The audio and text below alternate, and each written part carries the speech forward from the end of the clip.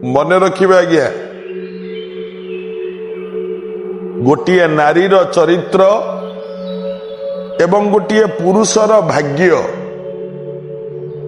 ये केतबेले कौन करिपारे। गोटे नारी चरित्र को कलना करिबा ठीक नुह, आपण कलना करिपारिबेनी। एवं गोटे पुरुषर भाग्य केतबेले पत्तर तले तो केतबेले पत्थर तले जानी हबनी आज्ञा।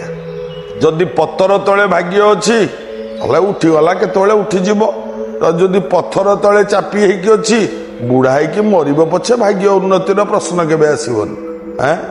ठीक से ही गोटे नारीर चरित्र जानिबा बहुत कष्ट। देवता माने मध्य बुझी पारि नांती आज पर्यंत, मनीष माने कुआडे बुझिबे, जानी पारि नांती देवता माने। देवो न जानाती, जानी नांती देवता माने।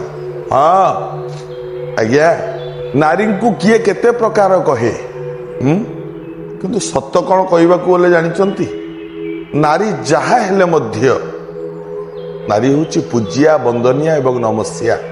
किंतु सबु नारी पाखरे सबु गुण न थाए।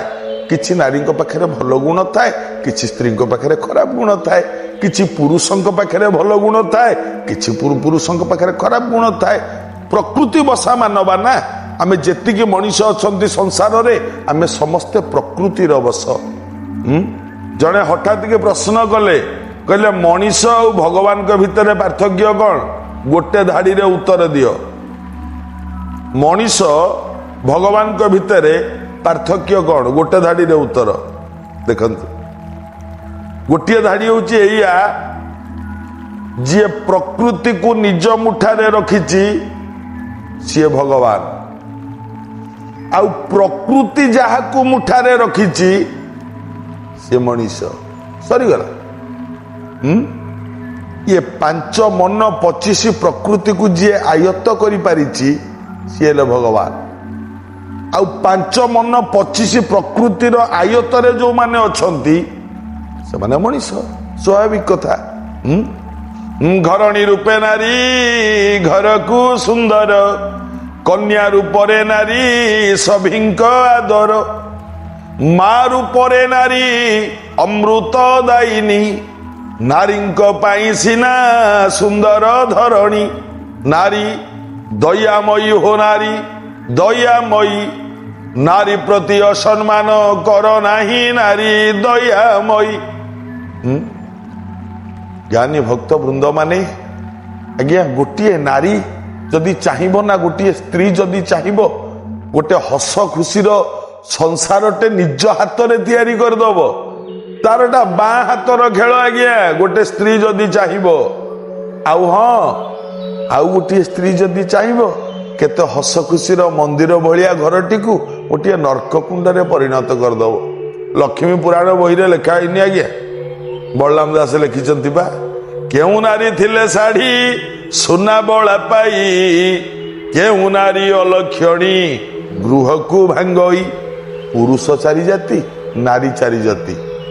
हाँ पुरुष नारी भितरे जदि आमे देखिबा, वास्तव में पुरुष मानक भितरे शशक जातीय पुरुष एवं मृग जातीय पुरुष, ये दुई जातीय पुरुष हेले श्रेष्ठ।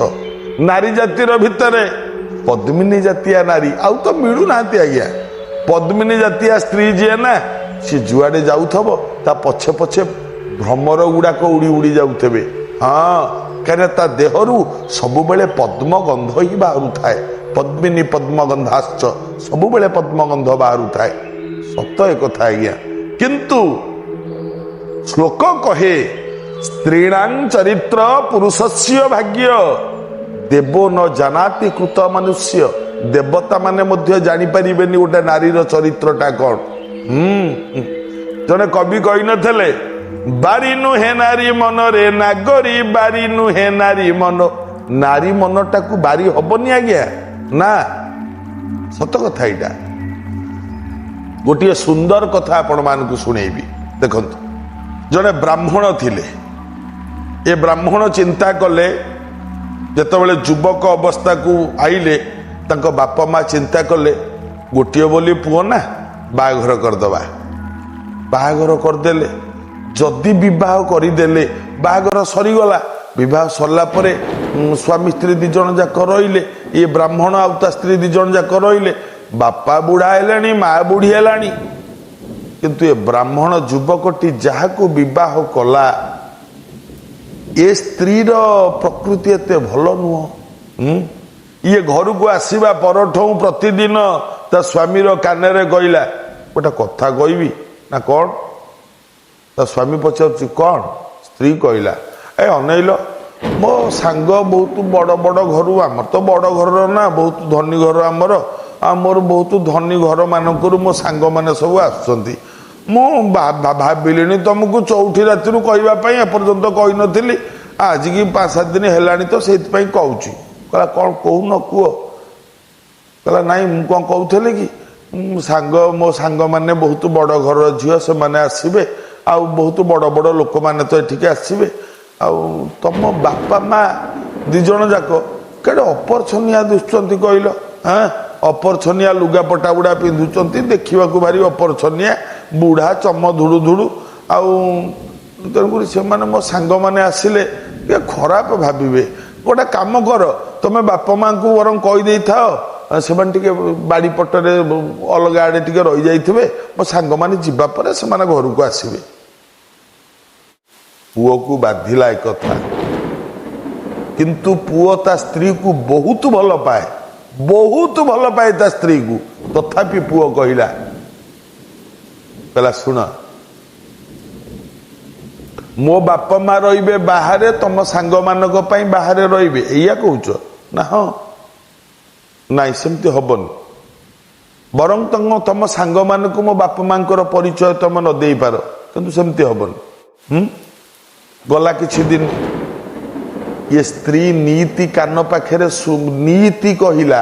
କଥାରେ କହନ୍ତିନି ମା ମାନେ ଗୋଟେ ଢଗ କହନ୍ତିନି, ପାଖରେ ଶୋଇ କାନରେ କହି ତା କଥା କି ଅନ୍ୟଥା ହୋଇ ନୀତି କାନ ପାଖରେ ପୁଟରୁ ପୁଟରୁ ନୀତି ହେଲା। ବାପା ମାଙ୍କୁ ଦି ଜଣଙ୍କୁ ନେଇକି ଅନାଥାଶ୍ରମରେ ଛାଡ଼ି ଦିଅ, ବାପା ମା ଦି ଜଣଙ୍କୁ ନେଇକି ଅନାଥାଶ୍ରମରେ ଛାଡ଼ି ଦିଅ। ଏ ପୁଅ ବୁଝାଏ, ଏ ଶୁଣ, ମୁଁ ହଉଛି ବାପା ମାଙ୍କର ଗୋଟିଏ ବୋଲି ପୁଅ, 9ଟା ଅଛି ନା 6ଟା ଅଛି, ଆଉ କାହା ପାଖକୁ ପଳେଇବି, ଆଉ କାହା ପାଖରେ ରହିବି, ମୁଁ ମାରିଲେ ମୁଁ, ତାରିଲେ ମୁଁ ତ ଏକମାତ୍ର ପୁଅ ନା। ତେଣୁ ତୁ କାହିଁ ସେମିତି କହୁଛୁ? ବାପା ମା ଦି ଜଣ ଥାଆନ୍ତୁ ଆମ ପାଖରେ, ଆରେ ତାଙ୍କ ଆଶୀର୍ବାଦ ଆମ ଉପରେ ପଡ଼ିବ। କାଲି ରାତି ପାହିଲେ ତୁ ମା ହେଇପାରୁ, ମୁଁ ବି ବାପା ହେଇପାରେ। ତେଣୁକରି କାହିଁକି ବାପା ମାଙ୍କୁ ଅନାଥାଶ୍ରମରେ ଛାଡ଼ିବା? ତାଙ୍କ ଆତ୍ମାକୁ ବାଧା ଆସିବ।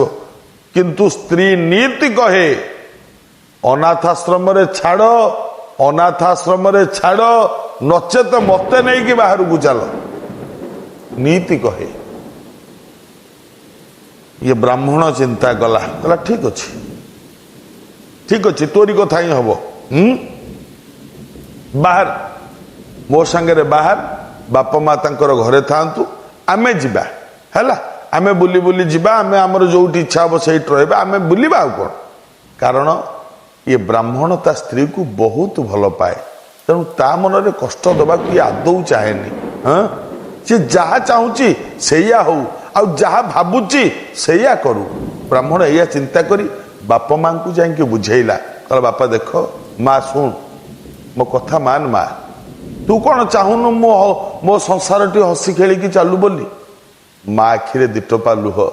ମା କହିଲା, ଆରେ ହେଇ, କୋଉ ମା ଚାହିଁବ ମୋ ପୁଅର ସଂସାର ଭାଙ୍ଗି ଯାଉ ବୋଲି? କୋଉ ମା ଚାହିଁବ ନା କୋଉ ବାପ ଚାହିଁବ? କହିଲା ମା, ମୁଁ ଭଲ କି ଜାଣିଛି ମା, ମୋ ସ୍ତ୍ରୀର କଥା ତମମାନଙ୍କୁ ଆଘାତ ଦଉଛି, କିନ୍ତୁ ମୁଁ କଣ କରିବି ମା? ଏଣୁ ମାଇଲେ ଗୋ ହତ୍ୟା, ତେଣୁ ମାଇଲେ ବ୍ରହ୍ମ ହତ୍ୟା, କିଛି ତ କରିପାରିବିନି। ତେଣୁ ମା, ତୋର ବାପାଙ୍କର ତମେ ଦି ଜଣ ଘରେ ଥାଅ, ବରଂ ମୁଁ ତାକୁ ନେଇକି ଯାଉଛି କୁଆଡ଼େ ଟିକେ ବାହାରେ ବୁଲେଇ ଆଣିଲେ କିଛି ଦିନ ତା ମନ ଟିକେ ଥଣ୍ଡା ହେଇଯିବ, ତାକୁ ବି ଟିକେ ଭଲ ଲାଗିବ, ତା କଥା ବି ରହିବ। ନିଜ ସ୍ତ୍ରୀକୁ ଧରି ଏ ବ୍ରାହ୍ମଣ ଯୁବକ ବୁଲିବାକୁ ବାହାରିଲା। ଚାଲି ଚାଲି ଯିବେ, ହେତଳେ ଗାଡ଼ି ନା ଘୋଡ଼ା କଣ, ଚାଲି ଚାଲି ବାହାରିଲେ।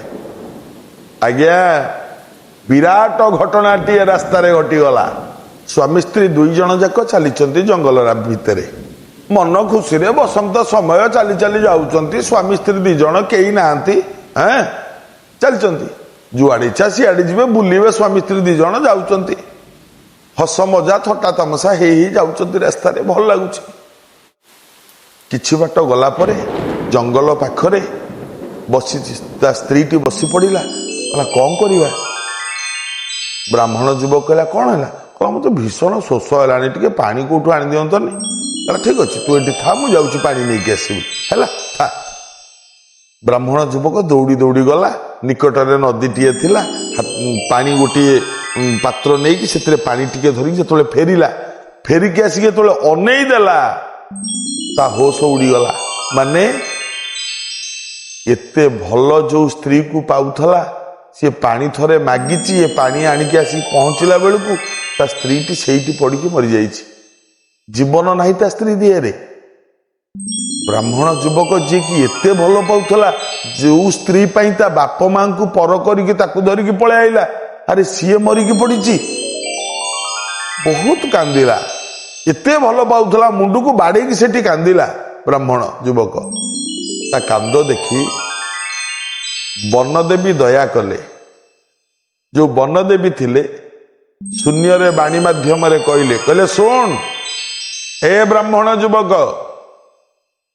ଏ ଚାରିଆଡୁ ଅନେଇଲା, କିଏ ଡାକିଲା ବୋଲି। କହିଲା ତୋ ସ୍ତ୍ରୀକୁ ତୁ ବହୁତ ଭଲ ପାଉନା? ବ୍ରାହ୍ମଣ ଏମିତି ମୁଣ୍ଡ ଟୁଙ୍ଗାରିଲା। କହିଲା ଶୁଣ, ଯଦି ଭଲ ପାଉ, ତୋ ସ୍ତ୍ରୀକୁ ଯଦି ବଞ୍ଚେଇବାକୁ ଚାହୁଁଛୁ, ଗୋଟେ କାମ କର। ନା କ'ଣ? ହାତରେ ଟିକେ ପାଣି ଧ। ନା ହଁ। ସେ ପାଣି ଚଳାଟା ଧରିକି କହ, ହେ ଧର୍ମ ଦେବତା ସାକ୍ଷୀ ରହିଲ, ମୁଁ ମୋ ଆୟୁଷରୁ ଅଧା ମୋ ସ୍ତ୍ରୀକୁ ଦାନ କରୁଛି। ସତ୍ୟ ସତ୍ୟ ସତ୍ୟ ତ୍ରିବାର ସତ୍ୟ। ଏହା କହି ପାଣି ଚଳାଟା ଫୋପାଡ଼ି ଦେ। କହିଲା ଏତିକି କହିଦେଲେ କ'ଣ? କହିଲା ତୋ ଆୟୁଷର ଅଧା ତା ପାଖକୁ ପଳେଇବ, ସେ ବଞ୍ଚିବ। ବନଦେବୀ କହିଲେ ଠିକ ଅଛି। ଆଉ ହଁ, ଏଇଠି ବନଦେବୀ କହିଲେ ତୋର ଯୋଉଦିନ ଇଚ୍ଛା ହବ ତା ପାଖରୁ ତୋ ଆୟୁଷ ନେଇଯିବା ପାଇଁ, ସିଏ ଯଦି ହାତରେ ପାଣି ଟିକେ ଧରିକି ତୋ ଆୟୁଷଟା ତୋତେ ଫେରେଇ ଦେଲା, ତାହେଲେ ତୋ ଆୟୁଷ ସାଙ୍ଗେ ସାଙ୍ଗେ ତୋ ପାଖକୁ ପଳେଇ ଆସିବ। ଯା, ମୁଁ ତୋତେ ଏଇ ବର ଦଉଛି। ବନଦେବୀ ଏତିକି କହିକି ଅଦୃଶ୍ୟ ହେଇଗଲେ। ମୁହଁରେ ହସ ଖେଳିଗଲା। କହିଲା ମୋ ଆୟୁଷ ଅଧା ଯାଉ ପଛେ, କିନ୍ତୁ ମୋ ସ୍ତ୍ରୀ ବଞ୍ଚୁ। କଲା କ'ଣ? ବ୍ରାହ୍ମଣ ଯୁବକ ହାତରେ ଟିକେ ପାଣି ଧରିଲା। କହିଲା ହେ ଧର୍ମ ଦେବତା ସାକ୍ଷୀ ରହିଲ, ଯଦି ମୁଁ ଠିକ ବ୍ରାହ୍ମଣ ଯୁବକ ହେଇଥାଏ, ବନଦେବୀଙ୍କ କଥାରେ ମୁଁ କହୁଛି, ଏଇ ପାଣି ଧରିଛି ହାତରେ, ମୋ ଆୟୁଷରୁ ଅଧା ମୋ ସ୍ତ୍ରୀକି ଦେଇ ଦିଅନ୍ତୁ ଏବଂ ସିଏ ବଞ୍ଚୁ। ସତ୍ୟ ସତ୍ୟ ସତ୍ୟ, 3 ବାର ସତ୍ୟ। ଏହା କହିକି ପାଣି ଚଳାଟା ଯେତେବେଳେ ଛାଟିଦେଲା ସ୍ତ୍ରୀ ଉପରକୁ, ଆଖି ମଳି ମଳି ସ୍ତ୍ରୀ ଉଠିକି ବସିଲା। ସ୍ତ୍ରୀ ତ ଏତେ କଥା ଜାଣିନି, ମରି ଯାଇଥିଲା ପୁଣି ବଞ୍ଚିଲା ବୋଲି। ଏ ବ୍ରାହ୍ମଣ ଯୁବକ ବି କିଛି କହିଲାନି। କାହିଁ କହିବ? ତା ମନ ଦୁଃଖ ହବ। ଯଦି ତା ସ୍ତ୍ରୀ କହିବ ମୁଁ ତ ମରିଯାଇଥାନ୍ତି, ତମେ କାହିଁକି ମତେ ଅଧା ଆୟୁଷ ଦଉଥିଲ? ନାଇଁ, ତା ମନ ଦୁଃଖ ହବ। ଇଏ କିଛି କହିଲାନି। ସ୍ତ୍ରୀ ଉଠିଲା, କହିଲା କ'ଣ ହେଲା? ମୁଁ କ'ଣ ଏତେ ସମୟ ଶୋଇପଡ଼ିଥିଲି? କହିଲା ହଁ, ବାଟ ଚାଲୁଥିଲୁ ତ, ବାଧା ଲାଗିଲା, ଶୋଇପଡ଼ିଲୁ। ଚାଲ ଯିବା, ଚାଲ। ଉଠିଲେ ସ୍ୱାମୀ ସ୍ତ୍ରୀ, ପୁଣି ଚାଲି ଚାଲିଲେ ଜଙ୍ଗଲ ଭିତରେ। ଆଜ୍ଞା, ଜଙ୍ଗଲ ଭିତରେ ଯାଉଁ ଯାଉଁ ଗୋଟିଏ ଉଦ୍ୟାନ ଭଳିଆ ଜାଗା, ସେଇଠି ଗୋଟିଏ କୂଅ ଅଛି, ସେଇଠି ଯାଇକି ପହଞ୍ଚିଲେ। ଯଦି ପହଞ୍ଚିଲେ, ଏ ସ୍ତ୍ରୀଟି ଚାରିଆଡ଼କୁ ଅନେଇଲା, କହିଲା ହେ ଭୋକ ହେଲାଣି।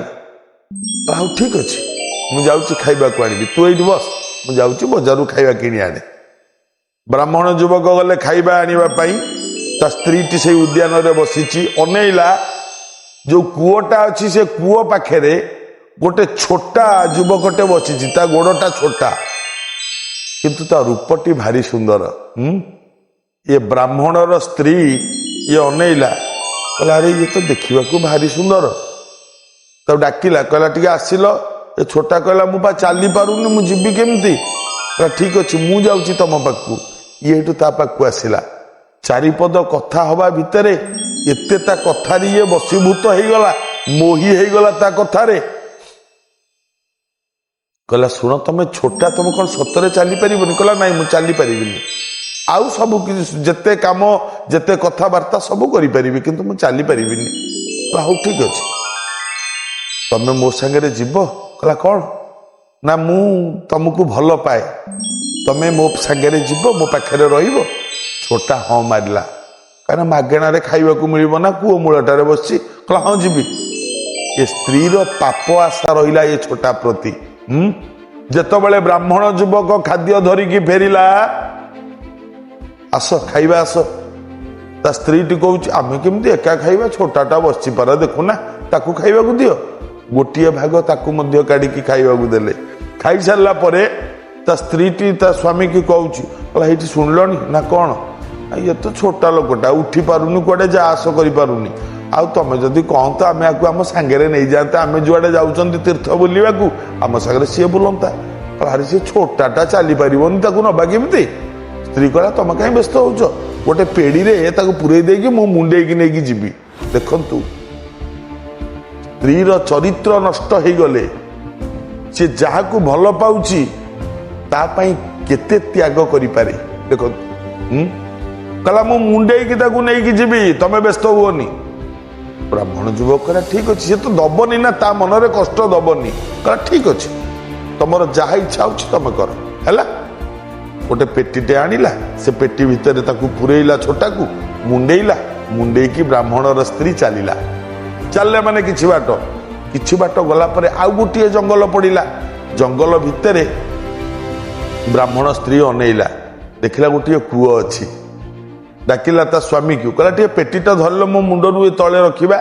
ପେଟି ରଖି ସାରିଲା ପରେ କେତେ ଚାଲାକ ଆଜ୍ଞା, ତା ସ୍ୱାମୀକି କହିଲା ଏଇଠି ଶୁଣିଲନି? କହିଲା କ'ଣ? କହିଲା କୂଅ ଭିତରୁ କ'ଣ ଗୋଟେ ଶବ୍ଦ ଶୁଭୁଛି ମ। ବ୍ରାହ୍ମଣ ଯୁବକ କହିଲା କାହିଁ ନାହିଁ ତ। କହିଲା ହଁ ତମେ ଭଲ କି କାନେଇନା, କାନାଅ, ତା ଭିତରୁ ଗୋଟେ ଶବ୍ଦ ଶୁଭୁଛି, କାନାଅ। କହିଲା କାହିଁ ନାହିଁ ତ। କହିଲା ଦେଖୁନ ତା ଭିତରେ କିଏ ଗୋଟେ ପଡ଼ିଯାଇଛି, କ'ଣ ଦେଖୁନ? ବ୍ରାହ୍ମଣ ଯୁବକ ଯେତେବେଳେ ଯାଇକି ଏମିତି ନଇଁକି କୂଅ ଭିତରେ ଦେଖୁଛି କିଏ ପଡ଼ିଯାଇଛି ବୋଲି, ତା ସ୍ତ୍ରୀ ପଛପଟରୁ ଗୋଡ଼ ଦିଟା ଟେକିକି ଏମିତି ପକେଇଦେଲା କୂଅ ଭିତରେ। ଯେତେବେଳେ କୂଅ ଭିତରେ ପଡ଼ିଲା, ଆସିଲା ପେଟିକି ଖୋଲିଲା, ଏ ଛୋଟାକୁ କହିଲା ଆଉ କାହିଁ ଚିନ୍ତା କରୁଛ, ବ୍ରାହ୍ମଣ କୂଅ ଭିତରେ, ଚାଲ ତମର ମୋର ପଳେଇବା। କହିଲା ମତେ ଏମିତି ମୁଣ୍ଡେଇକି ନବଟି? କହିଲା ହଁ ମୁଁ ମୁଣ୍ଡେଇକି ତମକୁ ନେବି, ଯୋଉଠି ଆମେ ରହିବା ଘର ନେଇକି ରହିବା, ଅସୁବିଧା କ'ଣ, ଚାଲ। ଛୋଟା ଖୁସି, ଏ ବ୍ରାହ୍ମଣର ସ୍ତ୍ରୀ ଖୁସି। ଛୋଟାକୁ ସେ ପେଟିରେ ପୁରେଇଲା, ମୁଣ୍ଡରେ ମୁଣ୍ଡେଇଲା, ଚାଲିଲା। ଆଜ୍ଞା ବିଶ୍ୱାସେ ନୈବ କର୍ତ୍ତବ୍ୟ ସ୍ତ୍ରୀ ସୁରାଜ କୂଳେ ଶୁଚ, ଯିଏ କହିଛନ୍ତି ଠିକ କଥା କହିଛନ୍ତି। ନେଇକି ଚାଲିଲା, ଯାଇ ପହଞ୍ଚିଲା ରାଜାଙ୍କର ରାଜ ଦରବାର ପାଖାପାଖି। ସେଇଠି କୋଉଠି ଗୋଟେ ଘର ନେଇକି ଦିହାଙ୍କ ରହିବେ। ଯେତେବେଳେ ମୁଣ୍ଡେଇକି ଯାଉଛି ଏ ପେଟିଟା, ସେ ରାଜାଙ୍କର ସିପାହୀ ଯିଏ, ତାଙ୍କର ନଜର ପଡ଼ିଲା, କହିଲା କି ଗୋଟେ ସ୍ତ୍ରୀ ଲୋକଟେ ଏଡେ ବଡ଼ ପେଟିଟେ କ'ଣ ମୁଣ୍ଡେଇକି ଯାଉଛି, କ'ଣ ନଉଛି ଏ ପେଟିରେ? ଅଟକେଇ ଦେଲେ, କହିଲା ଏଇ ର ଓଲା ସେ ପେଟି ତଳକୁ ଓଲା। ଏ ଯେତେବେଳେ ପେଟିଟାକୁ ତଳକୁ ଓହ୍ଲେଇଲେ, କହିଲା ଖୋଲ ତା ଭିତରେ କ'ଣ ଅଛି। ଖୋଲିଲା ବେଳକୁ ଜଣେ ମଣିଷ ଶୋଇଛି। କହିଲା ଇଏ କିଏ? କହିଲା ହଁ ସିଏ ମୋ ସ୍ୱାମୀ। ସେମିତି କ'ଣ କହୁଛୁ, ଛୋଟା ବୋଲି ମୁଁ ତା ମୁଣ୍ଡେଇକି ନଉଛି। କହିଲା ନାଇଁ ତମ ରାଜାଙ୍କ ପାଖକୁ ଚାଲ, ବିଚାର ହବ। ଯେତେବେଳେ ରାଜାଙ୍କ ପାଖକୁ ନେଇଗଲେ, ରାଜା ପଚାରିଲେ ଏ ଛୋଟା କିଏ? ନାଇଁ ଏ ମୋ ସ୍ୱାମୀ ଆଜ୍ଞା। ସେ ଛୋଟା ହେଲା କେମିତି? ନା ତା ଭାଇ ତାକୁ ବାଡେଇକି ଛୋଟା କରିଦେଇଛି, ତାରି ଡରରେ ପରା ମୁଁ ଆଙ୍କୁ ନେଇକି ବୁଲୁଛି ଆଜ୍ଞା। ସ୍ତ୍ରୀ ଲୋକଟି କହୁଛି ଆଉ କୋଉ ମୁହୂର୍ତ୍ତରେ ଆସିକି ଯଦି ଏଠି ପହଞ୍ଚିଯିବ, ଆଉ ଆଙ୍କୁ ସିଏ ଜୀବନରେ ମାରିଦବ, ମୋ ସ୍ୱାମୀକି ବଞ୍ଚେଇବା ପାଇଁ ପରା ମୁଁ ବୁଲୁଛି ଆଜ୍ଞା ଚାରିଆଡେ। ରାଜାକୁ ବିକଳ ଲାଗିଲା, ଦୟା କଲେ ରାଜା। କହିଲେ ଶୁଣ ତମେ ଚଳିବ କେମିତି? କହିଲା କିଛି ନାହିଁ ଆଜ୍ଞା। କହିଲା ଏଇ ଗାଁଟାକୁ ମୁଁ ତମ ନାଁରେ କରିଦଉଛି, ଏ ଗାଁରେ ରୁହ, ଏଇ ଗାଁରୁ ଯାହା ମିଳିବ ତମେ ଆରାମରେ ଚଳ, ହେଲା। ଆଉ ଯଦି ତମ ସେଇ ଯୋଉ ଛୋଟାର ଭାଇ ଯଦି ଆସେ ମତେ ଖବର କରିବ, ମୁଁ ତ ଫାଶୀ ଦେଇଦେବି, ହେଲା। ଇଏ ରହିଲା, ବ୍ରାହ୍ମଣୀ ରହିଲା ଏବଂ ଛୋଟା ରହିଲେ, ଆରାମରେ ରହିଲେ। ଏଇ ଯୋଉ କୂଅ ଭିତରେ ପଡିଥିଲା ବ୍ରାହ୍ମଣ ଯୁବକ, ଜଣେ ସାଧୁ ଆସିକି ତାକୁ ଏଠୁ ଉଦ୍ଧାର କଲେ। ଇଏ ବ୍ରାହ୍ମଣ ଯୁବକ ଯାଉ ଯାଉ ପହଞ୍ଚିଲା ସେଇ ରାଜ୍ୟରେ। ଯେତେବେଳେ ପହଞ୍ଚିଲା, ଇଏ ବ୍ରାହ୍ମଣର ସ୍ତ୍ରୀ ଯେତେବେଳେ ଅନେଇ ଦେଲା, ବ୍ରାହ୍ମଣ ଯୁବକ ଆସୁଛି, ଗଲା ହେ ଇଏ ତ ମତେ ଧରା ପକେଇଦବ। ସାଙ୍ଗେ ସାଙ୍ଗେ ଯାଇକି ରାଜାଙ୍କୁ କହିଲା ମଣିମା ସେ ଯିଏ ବାଡେଇକି ଛୋଟା କରିଦେଇନାହାନ୍ତି ମୋ ସ୍ୱାମୀ କି, ସିଏ ପୁଣି ଆଇଲେଣି ଆଜ୍ଞା, ମାରିଦେବେ। ରାଜା କହିଲେ କିଏ ସିଏ? ଚିହ୍ନେଇ ଦେଲା, ନିଜ ସ୍ୱାମୀକୁ ଚିହ୍ନେଇ ଦେଲା। ରାଜା ଆଦେଶ ଦେଲେ ସେ ଯୋଉ ଲୋକଟି ଆସୁଛି ତାକୁ ଧରିକି ନେଇଯାଅ, ବନ୍ଦୀ ଘରେ ରଖି ଫାଶୀ ଦେଇଦିଅ, ଯା। ବ୍ରାହ୍ମଣ ଯୁବକ ଚିନ୍ତା କଲା, ଆରେ ମତେ ଫାଶୀ ହବ, ମୁଁ କଣ ଅପରାଧ କରିଛି? କହିଲା ଓହୋ ମତେ କୂଅକୁ ପେଲି ଦେଇକି ଏମିତି ଚାଲିଛି। ହଉ, ରାଜ ଦରବାର ଭିତରେ ବ୍ରାହ୍ମଣ ଯୁବକ ଠିଆ ହେଇଛି, ତା ସ୍ତ୍ରୀ ଠିଆ ହେଇଛି, ସେ ଛୋଟା ବସିଛି, ଦରବାରରେ ସମସ୍ତେ ପୁରିଛନ୍ତି।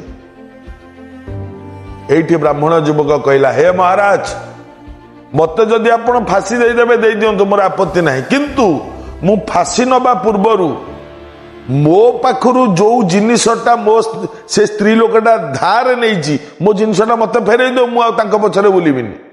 রাজা কহিলে, হ্যাঁ নিশ্চয়, যোটা ধার বা করজ তম পাখু নেইছি সে তুমি ফেরাইব। কଣ কହୁଛ? ব্রাহ্মণর স্ত্রী কইছি, কଣ মু তো কিছু নেইনি। কহিলা কিছু নেই না? কহিলা নাই। কহিলা যদি কিছু ন নেইছ তাহলে সত্য করি কইদিও, ମୋ ପାଖରୁ ଯାହା ନେଇଛ ମୋ ପାଖକୁ ଫେରି ଆସୁ ବୋଲି କହିଦିଅ। ହଁ କହିଦେବି। ତା ହାତକୁ ପାଣି ଟିକେ ଦେଲା। ଏ ସ୍ତ୍ରୀ ଲୋକଟି ହାତରେ ପାଣି ଟିକେ ଧରିଲା, କହିଲା, 10 ଦିଗପାଳ ଧର୍ମ ସାକ୍ଷୀ ରହିଲ, ମତେ ଯୋଉ ଜିନିଷଟା ସିଏ ଧାର ଦେଇଛନ୍ତି ସେ ଜିନିଷଟା ମୋ ପାଖରୁ ପଳଉ, ଏଇଆ ତ, ଏଇଆ କହିବି ନା? ହଁ। ସେତିକି ଯେତେବେଳେ କହିଦେଇଛି, ପାଣି ଚଳାଟା ହାତରେ ସେମିତି ଅଛି, ସେଇଠି ଗଡ଼ି ପଡ଼ିଲା, ମରିଗଲା। ରାଜା କହିଲେ, କଣ ଏମିତି ହେଲା? ବ୍ରାହ୍ମଣ ଯୁବକ ସବୁ ଘଟଣା ଆମୂଳ ଚୂଳ କହିଲେ ତା ପାଖରେ। ସବୁ ଶୁଣି ସାରିଲା ପରେ ସିଏ ତ ମଲା, ଏ ଛୋଟାଟିକୁ ନେଇକି ବନ୍ଦୀ ଘରେ ରଖିଲେ। ଆରେ ତୋର ବି ଏତିକି ନାଟ, ତୁ ଛୋଟାଟିଏ, ତୋର ଏତେ ନାଟ, ଚାଲ ବନ୍ଦୀ ଘରେ ରହ। ଏବଂ ସେ ବ୍ରାହ୍ମଣଙ୍କୁ ନିଜ ରାଜ୍ୟରେ ରାଜପୁରୋଧା କରିକି ରଖିଲେ।